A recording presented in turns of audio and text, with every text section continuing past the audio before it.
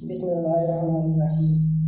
اور وہ عورتیں بھی تم پر حرام ہیں جو کسی دوسرے کے نکاح میں ہوں، البتہ ایسی عورتیں اس سے مستثنی ہیں جو جنگ میں تمہارے ہاتھ آئیں۔ یہ اللہ کا قانون ہے جس کی پابندی تم پر لازم کر دی گئی ہے۔ اس کے سوا جتنی عورتیں ہیں انہیں اپنے اموال کے ذریعے سے حاصل کرنا تمہارے لیے حلال کر دیا گیا ہے، بشرط یہ کہ اس سارے نکاح میں ان کو محفوظ کرو، نہ یہ کہ ازاد شہوت رانی کرنے لگو۔ پھر جو ازدواجی زندگی کا لطف تم ان سے اٹھاؤ، اس کے بدلے ان کو مہر بطور فرض کے ادا کرو، البتہ مہر کی قرارداد ہو جانے کے بعد آپس کی رضامندی سے تمہارے درمیان کوئی سمجھوتا ہو جائے تو اس میں کوئی حرج نہیں، اللہ علیم اور دانا ہے۔ جو شخص تم سے اتنی مشترک نہ رکھتا ہو کہ خاندانی مسلمانوں عورتوں سے نکاح کر سکے، اسے چاہیے کہ تمہاری ان لونڈیوں میں سے کسی کے ساتھ نکاح کر لے جو تمہارے قبضے میں ہوں اور ممنوع ہوں۔ اللہ تمہارے ایمانوں کا حال خوب جانتا ہے، تم ایک ہی گروہ کے لوگ ہو، لہذا ان کے سرپرستوں کی اجازت سے ان کے ساتھ نکاح کر لو اور معروف طریقے سے ان کے مہر ادا کر دو تاکہ وہ اس سارے نکاح میں محفوظ ہو کر رہیں۔ ازاد شہوت رانی کرتی پھریں اور نہ چوری چھپے آشنائیاں کریں۔ پھر جب وہ سارے نکاح میں محفوظ ہو جائیں اور اس کے بعد کسی بدچلنی کی مرتکب ہوں تو ان پر اس سزا کی بنسبت آدھی سزا ہے جو خاندانی عورتوں کے لیے مقرر ہے۔ یہ سہولت تم میں سے ان لوگوں کے لیے پیدا کی گئی ہے جن کو شادی نہ کرنے سے بندے تقوی کے ٹوٹ جانے کا اندیشہ ہو، لیکن اگر تم صبر کرو تو یہ تمہارے لیے بہتر ہے اور اللہ بخشنے والا اور رحم فرمانے والا ہے۔ اللہ چاہتا ہے کہ تم ان طریقوں کو واضح کر دے اور انہی طریقوں پر چلائے جن کی پیروی تم سے پہلے گزرے ہوئے صلاح کرتے تھے۔ وہ اپنی رحمت کے ساتھ تمہاری طرف متوجہ ہونے کا ارادہ رکھتا ہے اور وہ علیم بھی ہے اور دانا بھی۔ ہاں، اللہ تو تم پر رحمت کے ساتھ توجہ کرنا چاہتا ہے، مگر جو لوگ خود اپنی خواہشات نفس کی پیروی کر رہے ہیں وہ چاہتے ہیں کہ تم راہ راست سے ہٹ کر دور نکل جاؤ۔ اللہ تم پر سے پابندیوں کو ہلکا کرنا چاہتا ہے کیونکہ انسان کمزور پیدا کیا گیا ہے۔ لوگوں جو ایمان لائے ہیں آپس میں ایک دوسرے کے مال باطل طریقوں سے نہ کھا لین دین ہونا چاہیے آپس کی رضامندی سے، اور اپنے آپ کو قتل نہ کرو۔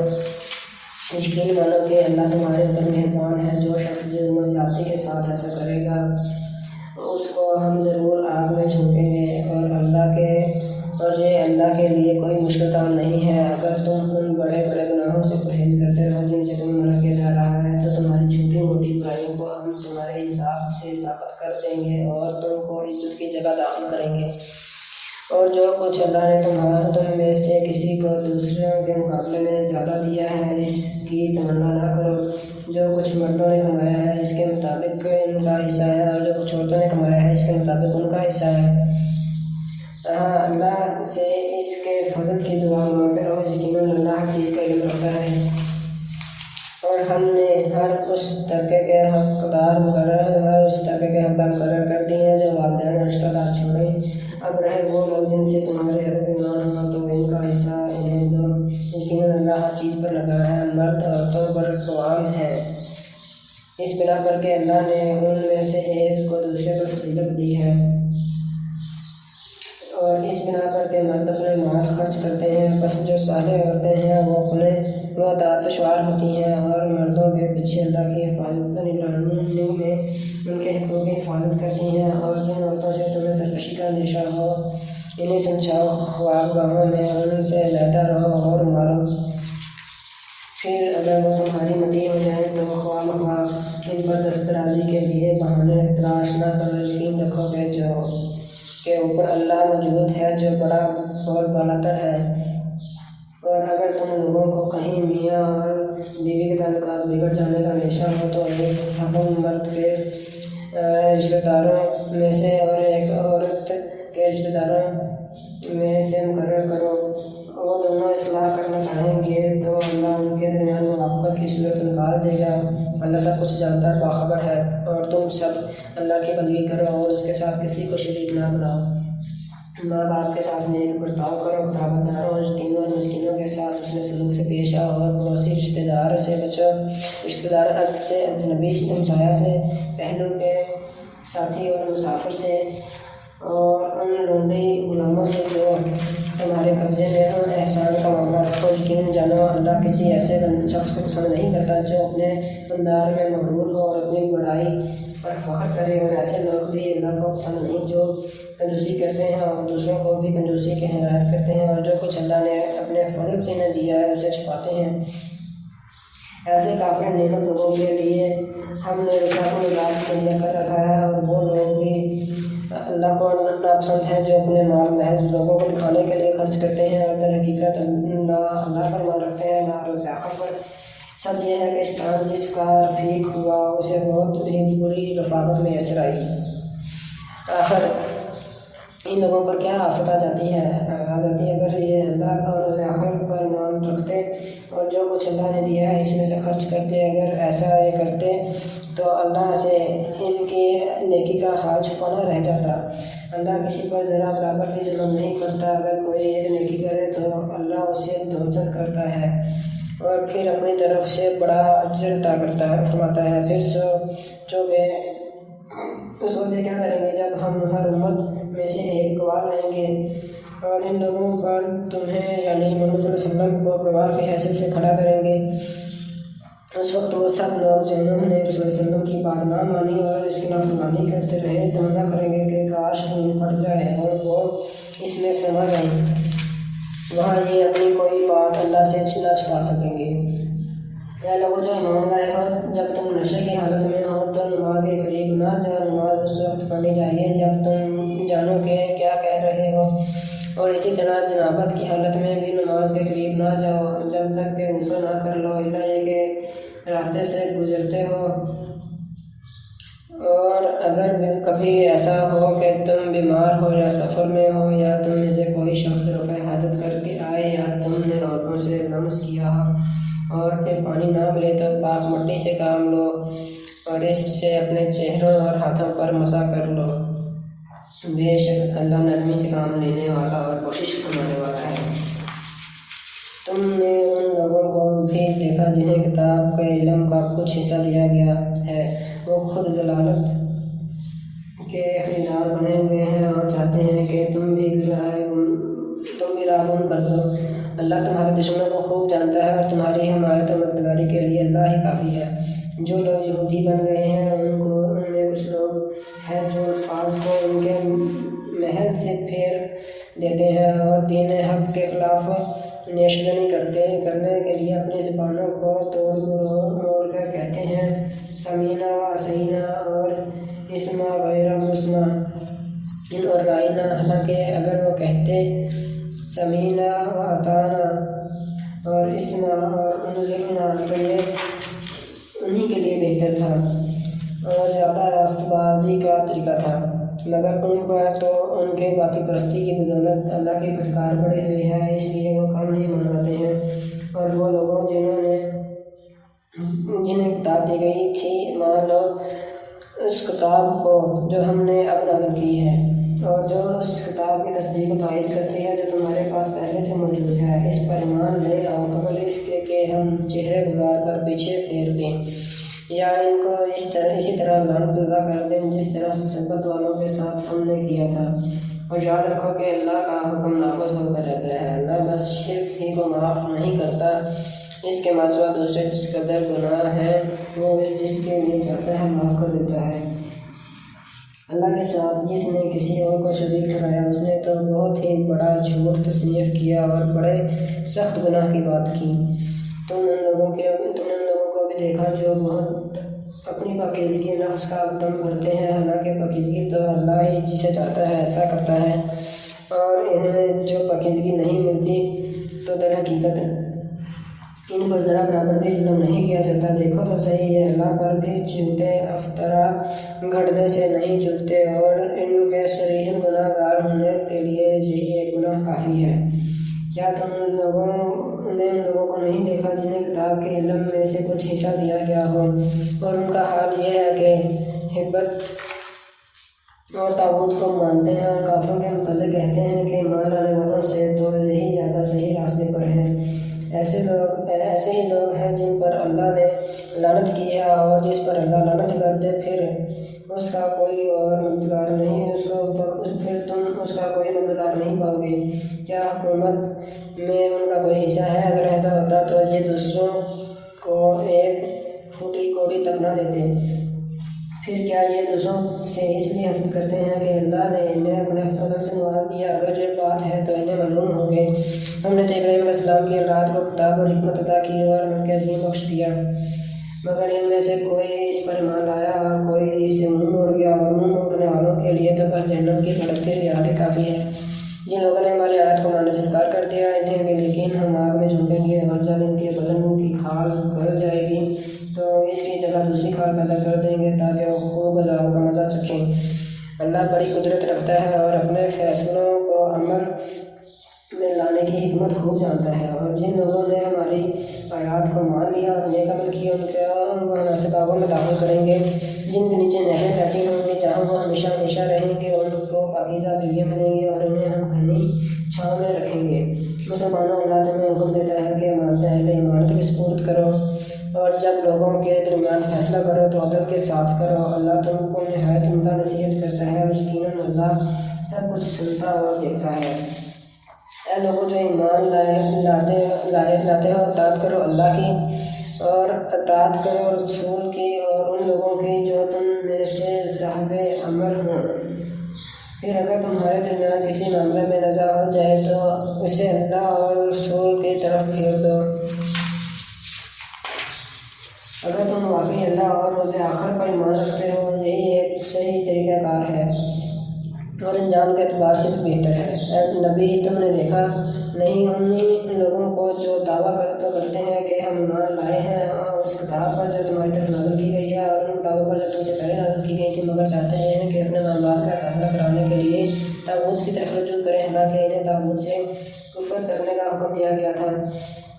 شیطان انہیں بھٹکا کر راہ راست سے بہت دور لے جانا چاہتا ہے، اور جب ان سے کہا جاتا ہے کہ آؤ اس چیز کی طرف جو اللہ نے نازل کی ہے اور آؤ رسول کی طرف، تو ان منافقوں کو تم دیکھتے ہو کہ تمہاری طرف آنے سے کتراتے ہیں۔ پھر اس وقت کیا ہوتا ہے جب ان کے اپنے ہاتھوں کی لائی ہوئی مصیبت ان پر آ پڑتی ہے، اس وقت یہ تمہارے پاس قسمیں کھاتے ہوئے آتے ہیں اور کہتے ہیں کہ خدا کی قسم ہم تو صرف بھلائی چاہتے تھے، اور ہماری نیت تو یہ تھی کہ فرقین میں کسی طرح موافقت ہو جائے۔ اللہ جانتا ہے جو کچھ ان کے دلوں میں ہے۔ ان سے تعرض مت کرو، انہیں سمجھاؤ اور ایسی نصیحت کرو جو ان کے دلوں میں اتر جائے۔ انہیں بتاؤ کہ ہم نے جو رسول بھی بھیجا ہے اسی لیے بھیجا ہے کہ جنہیں خداوندی کی بنیاد پر اس کی اطاعت کی جائے۔ اگر انہوں نے یہ طریقہ اختیار کیا ہوتا کہ جب یہ اپنے نفس پر ظلم کر بیٹھے تھے تو تمہارے پاس آ جاتے اور اللہ سے معافی مانگتے، اور رسول بھی ان کے لیے معافی کی درخواست کرتا، تو یقیناً اللہ کو بخشنے والا اور رحم کرنے والا پاتے۔ نہیں، اے محمد صلی اللہ علیہ وسلم، تمہاری ذات کی قسم یہ کبھی مومن نہیں ہو سکتے جب تک کہ اپنے باہمی اختلافات میں یہ تم کو فیصلہ کرنے والا نہ مان لیں۔ پھر جو کچھ تم فیصلہ کرو اس پر اپنے دلوں میں بھی کوئی تنگی نہ محسوس کریں، بلکہ سر بسر تسلیم کر لیں۔ اگر ہم نے انہیں حکم دیا ہوتا کہ اپنے آپ کو ہلاک کر دو یا اپنے گھروں سے نکل جاؤ تو ان میں سے کم ہی آدمی اس پر عمل کرتے، حالانکہ جو نصیحت انہیں کی جاتی ہے اگر یہ اس پر عمل کرتے تو یہ ان کے لیے زیادہ بہتری اور زیادہ ثابت قدمی کا موجب ہوتا، اور جب یہ ایسا کرتے تو ہم انہیں اپنی طرف سے بہت بڑا اجر دیتے اور انہیں سیدھا راستہ دکھا دیتے۔ جو اللہ اور رسول کی اطاعت کرے گا وہ ان لوگوں کے ساتھ ہوگا جن پر اللہ نے نام کمایا، یعنی انبیاء اور صدیقین اور شہداء اور صالحین۔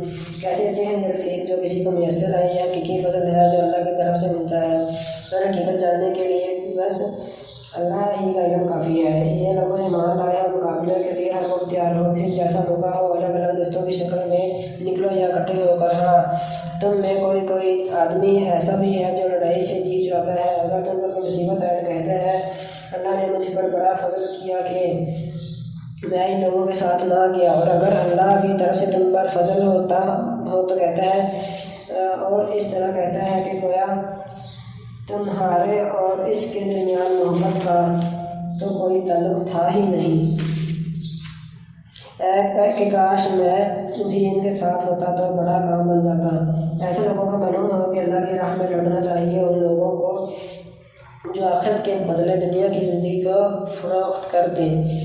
پھر جو اللہ کی راہ میں لڑے گا اور مارا جائے گا یا غالب رہے گا، اسے ضرور ہم اجر عظیم عطا کریں گے۔ یہ آخر کیا وجہ ہے کہ تم اللہ کی راہ میں ان بے بس مردوں، عورتوں اور بچوں کی خاطر نہ لڑو جو کمزور پا کر تباہ لیے گئے ہیں، اور فریاد کرتے ہیں کہ خدایا ہم کو اس بستی سے نکال جس کے باشندے ظالم ہیں، اور اپنی طرف سے ہمارا کوئی حامی مددگار پیدا کر دے۔ جن لوگوں نے ایمان کا رستہ اختیار کیا ہے وہ اللہ کی راہ میں لڑتے ہیں، اور جنہوں نے کفر کا راستہ اختیار کیا ہے وہ طاغوت کی راہ میں لڑتے ہیں۔ پر شیطان کے ساتھیوں سے لڑو اور یقین جانا کہ شیطان کی چالیں حقیقت میں نہایت کمزور ہیں۔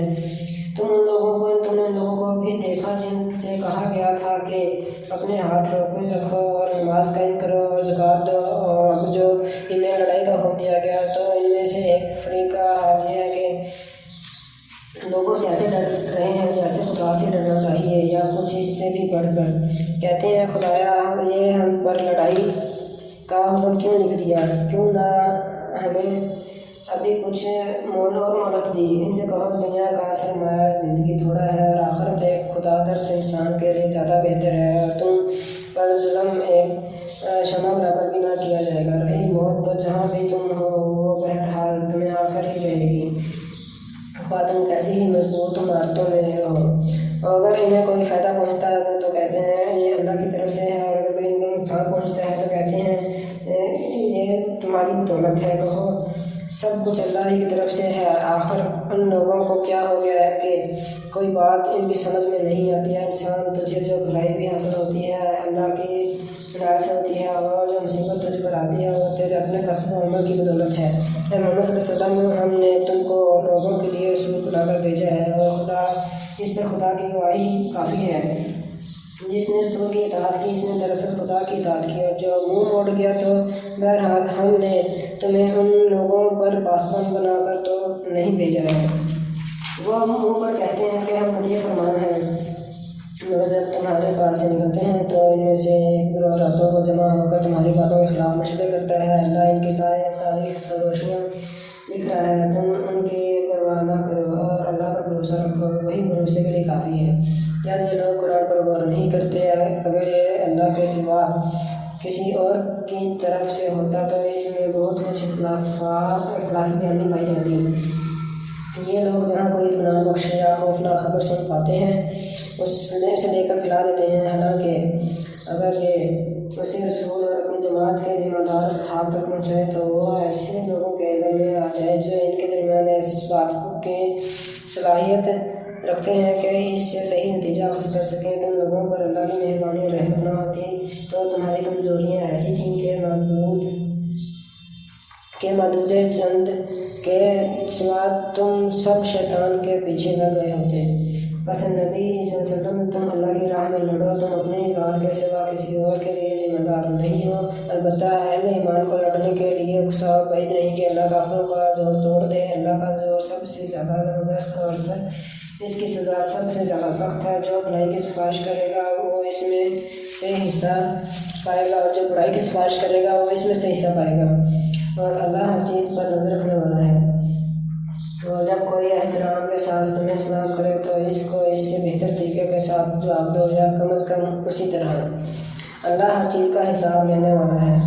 اللہ وہ ہے جس کے سوا کوئی خدا نہیں ہے، اور وہ تم سب کو اس قیامت کے دن جمع کرے گا جس کے آنے میں کوئی شبہ نہیں، اور اللہ کی بات سے بڑھ کر سچی بات اور کس کی ہو سکتی ہے۔ پھر یہ تمہیں کیا ہو گیا ہے کہ منافقین کے بارے میں تمہارے درمیان دو رائے پائی جاتی ہیں، حالانکہ جو برائیاں انہوں نے کمائی ہیں ان کی بدولت اللہ نے الٹا پھیر چکا ہے۔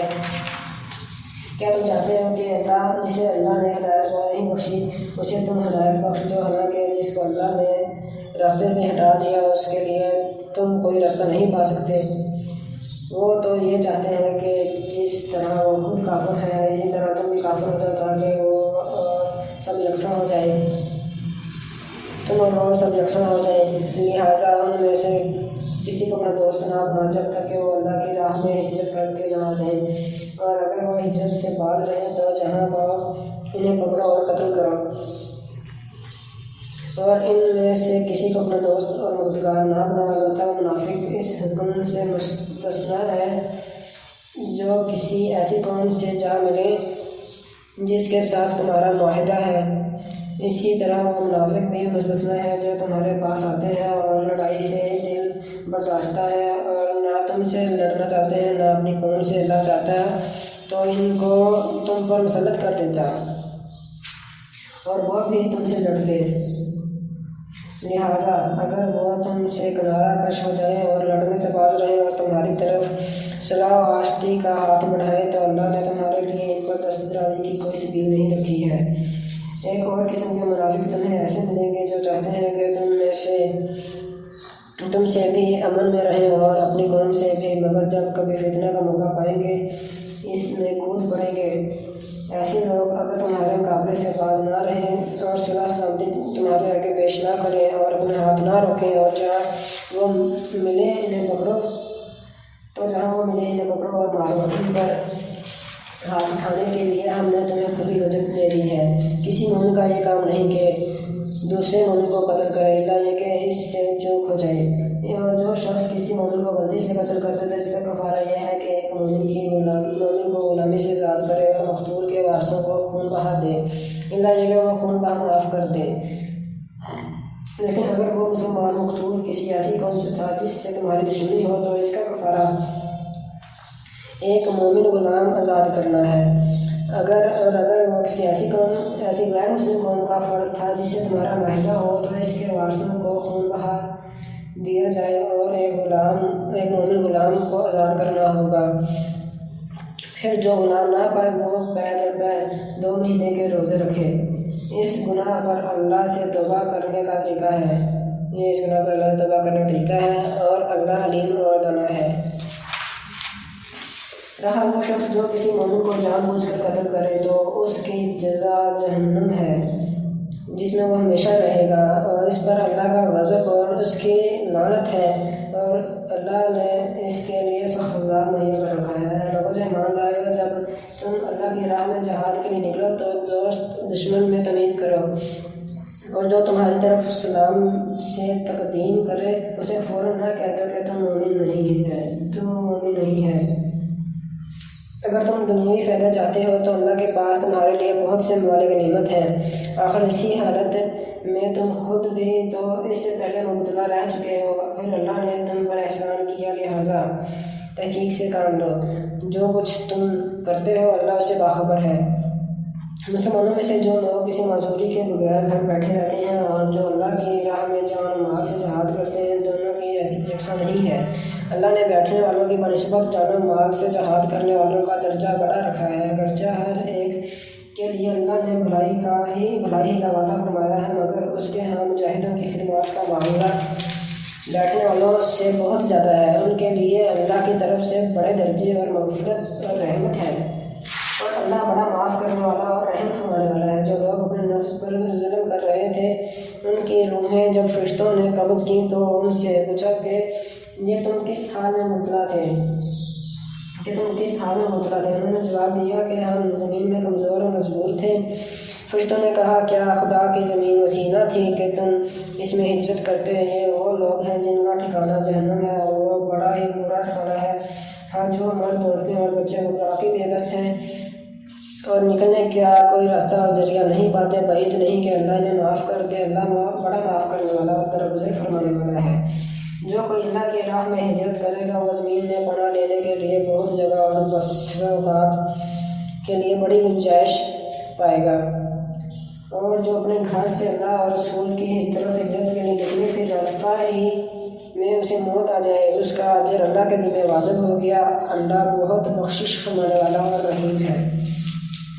اور جب تم لوگ سفر کے لیے نکلو تو کوئی مذائقہ نہیں اگر نماز میں اختصار کر دو، خصوصاً جب کہ تمہیں اندیشہ ہو کہ کافر تمہیں ستائیں گے، کیونکہ وہ کھلم کھلا تمہاری دشمنی پر تلے ہوئے ہیں۔ اور اے نبی صلی اللہ علیہ وسلم، جب تم مسلمانوں کے درمیان ہو اور حالت جنگ میں انہیں نماز آنے کھڑے ہو تو چاہیے کہ ان میں سے ایک گروہ تمہارے ساتھ کھڑا ہو اور اسلحہ لیے رہے، پھر جب وہ سجدہ کر لے تو پیچھے چلا جائے اور دوسرا گروہ جس نے ابھی نماز نہیں پڑھی ہے آ کر تمہارے ساتھ پڑھے اور وہ بھی چوکنا رہے اور اپنے اسلحہ لیے رہے، کیونکہ کفار اس طاق میں ہے کہ تم اپنے ہتھیاروں اور اپنے سامان کی طرف سے ذرا غافل ہو تو وہ تم پر یکبارگی ٹوٹ پڑے۔ البتہ اگر تم بارش کی وجہ سے تکلیف محسوس کرو یا بیمار ہو تو حوصلہ رکھ دینے میں مذائقہ نہیں، مگر پھر بھی چوکنے رہو، یقین رکھو کہ اللہ نے کافروں کے لیے رسوا کن عذاب مہیا کر رکھا ہے۔ پھر جب نماز سے فارغ ہو جاؤ تو کھڑے اور بیٹھے اور لیٹے ہر حال میں اللہ کو یاد کرتے رہو، اور جب اطمینان نصیب ہو جائے تو پوری نماز پڑھو۔ نماز در حقیقت ایسا فرض ہے جو پابندی وقت کے ساتھ اہل ایمان پر لازم کیا گیا ہے۔ اس گروہ کے تعاقب میں کمزوری نہ دکھاؤ، اگر تم تکلیف اٹھا رہے ہو تو تمہاری طرح وہ بھی تکلیف اٹھا رہے ہیں، اور تم اللہ سے اس چیز کے امیدوار ہو جس کے وہ امیدوار نہیں ہیں۔ اللہ سب کچھ جانتا اور حکیم و دانا ہے۔ اے نبی صلی اللہ علیہ وسلم، ہم نے یہ کتاب حق کے ساتھ تمہاری طرف نازل کی ہے تاکہ جو راہ راست اللہ نے تمہیں دکھائی ہے اس کے مطابق لوگوں کے درمیان فیصلہ کرو۔ تم بددیانت لوگوں کی طرف سے جھگڑنے والے نہ بنو اور اللہ سے درگزر کی درخواست کرو، وہ بڑا درگزر فرمانے والا اور رحیم ہے۔ جو لوگ اپنے نفس سے خیانت کرتے ہیں تم ان کی حمایت نہ کرو، اللہ کو ایسا شخص پسند نہیں ہے جو خیانت کار اور معصیت پیشہ ہو۔ یہ لوگ انسانوں سے اپنی حرکات چھپا سکتے ہیں مگر خدا سے نہیں، وہ تو اس وقت بھی ان کے ساتھ ہوتا ہے جب یہ راتوں کو چھپ کر اس کی مرضی کے خلاف مشورے کرتے ہیں۔ ان کے سارے اعمال پر اللہ محیط ہے۔ ہاں، تم لوگوں نے ان مجرموں کی طرف سے دنیا کی زندگی میں تو جھگڑا کر لیا، مگر قیامت کے روز ان کی طرف سے کون جھگڑا کرے گا؟ آخر وہاں کون ان کا وکیل ہوگا؟ اگر کوئی شخص برا فعل کر گزرے یا اپنے نفس پر ظلم کر جائے اور اس کے بعد اللہ سے درگزر کی درخواست کرے تو اللہ کو درگزر کرنے والا اور رحیم پائے گا، مگر جو برائی کما لے تو اس کی کمائی اسی کے لیے وبال ہوگی۔ اللہ کو سب باتوں کی خبر ہے اور وہ حکیم و دانا ہے۔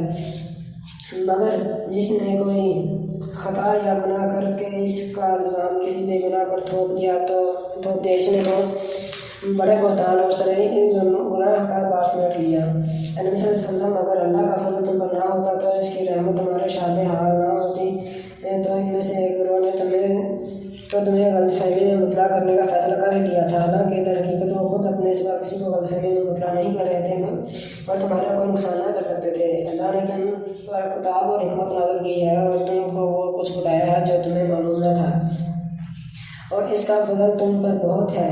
لوگوں کی خفیہ سرگوشیوں میں اکثر بیشتر کوئی بھلائی نہیں ہوتی۔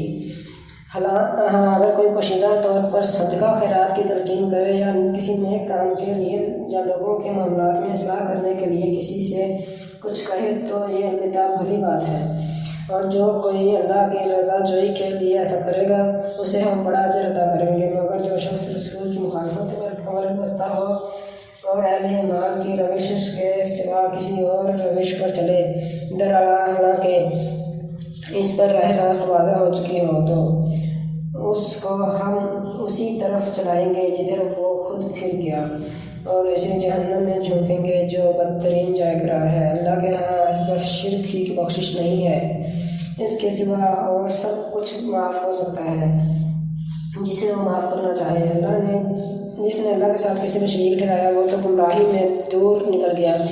وہ اللہ کو چھوڑ کر دیویوں کو معبود بناتے ہیں، وہ اس باغی شیطان کو معبود بناتے ہیں جس کو اللہ نے لعنت زدہ کیا ہے۔ وہ اس شیطان کی اطاعت کر رہے ہیں جس نے اللہ سے کہا تھا کہ میں تیرے بندوں سے ایک مقرر حصہ لے کر رہوں گا، میں انہیں بہکاؤں گا، میں انہیں آرزوؤں میں الجھاؤں گا، میں انہیں حکم دوں گا کہ وہ میرے حکم سے جانوروں کے کان پھاڑیں گے، اور میں انہیں حکم دوں گا اور وہ میرے حکم سے خدائی ساخت میں رد و بدل کریں گے۔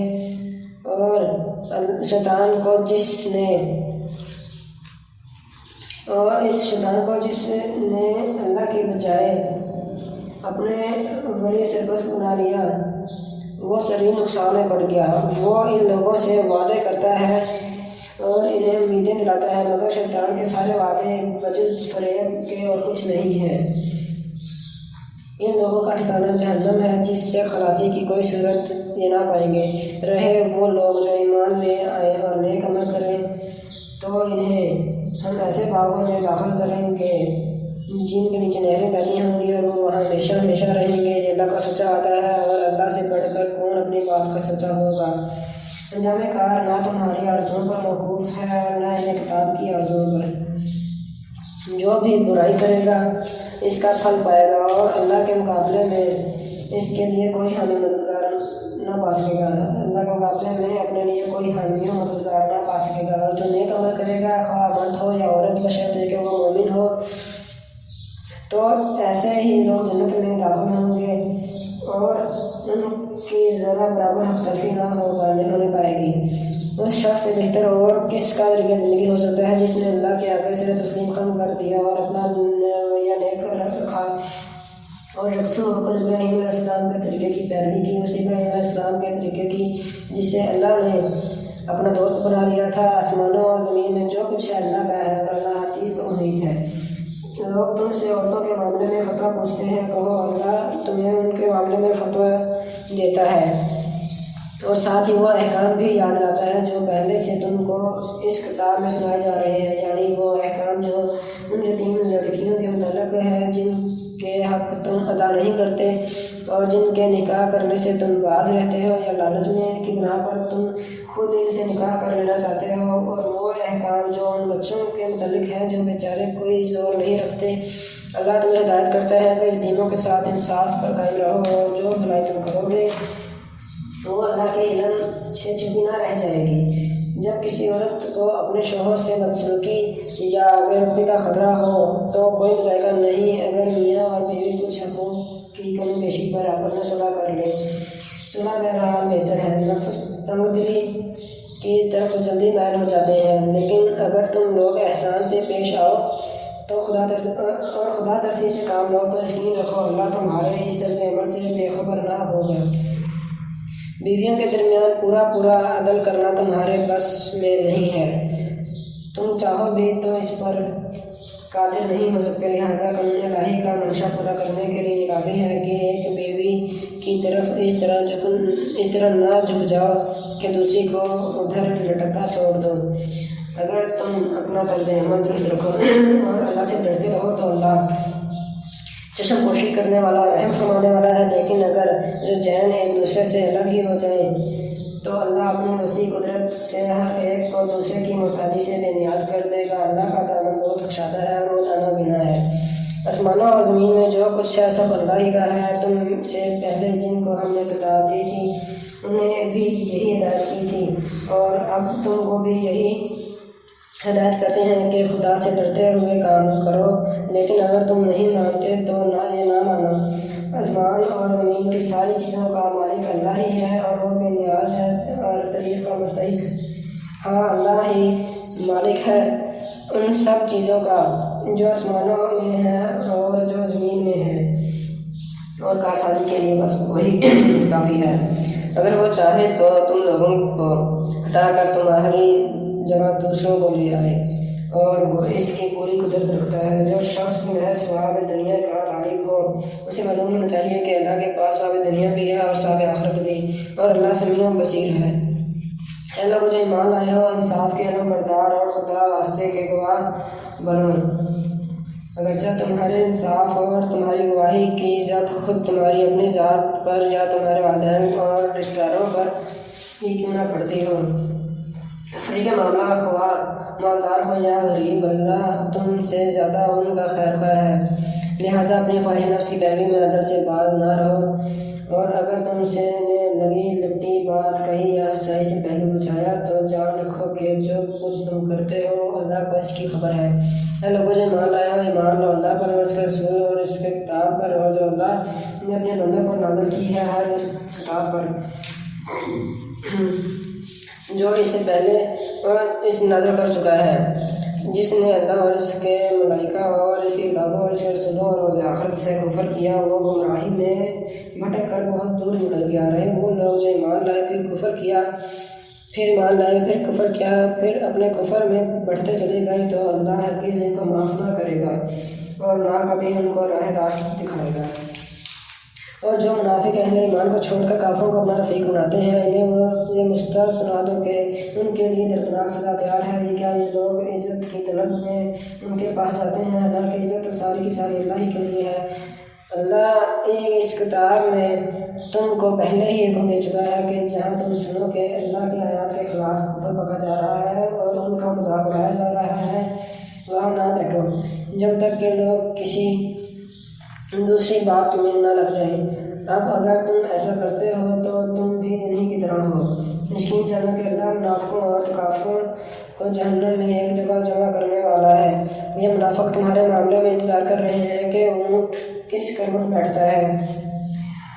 اگر اللہ کی طرف سے تمہاری فتح ہوئی تو آ کر کہیں گے کہ کیا ہم تمہارے ساتھ نہ تھے، اور کافروں کا پلہ بھاری رہا تو ان سے کہیں گے کہ کیا ہم تمہارے خلاف لڑنے پر قادر نہ تھے، اور پھر بھی ہم نے تم کو مسلمانوں سے بچایا۔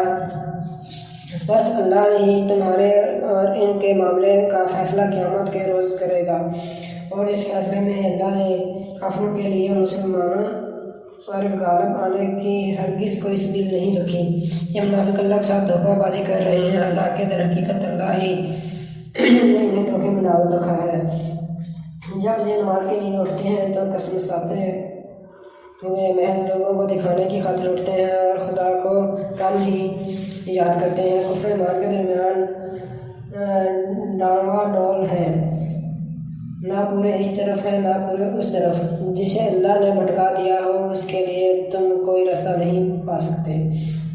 اے لوگوں جو ایمان لائے ہو، مومنوں کو چھوڑ کر کافروں کو اپنا رفیق نہ بناؤ۔ کیا تم چاہتے ہو کہ اللہ کو اپنے خلاف ساری عزت دے دو؟ یقین جانا کہ منافق جہنم کے سب سے نیچے طبقے میں جائیں گے اور تم کسی کو مددگار نہ پاؤ گے، البتہ تم جو ان میں سے تائب ہو جائیں اور اپنے طرز عمل کی اصلاح کر لیں اور اللہ کا دامن تھام لیں اور اپنے دین کو اللہ کے لیے خالص کر دیں۔ ایسے لوگ مومنوں کے ساتھ ہیں اور اللہ مومنوں کو ضرور اجر عظیم عطا فرمائے گا۔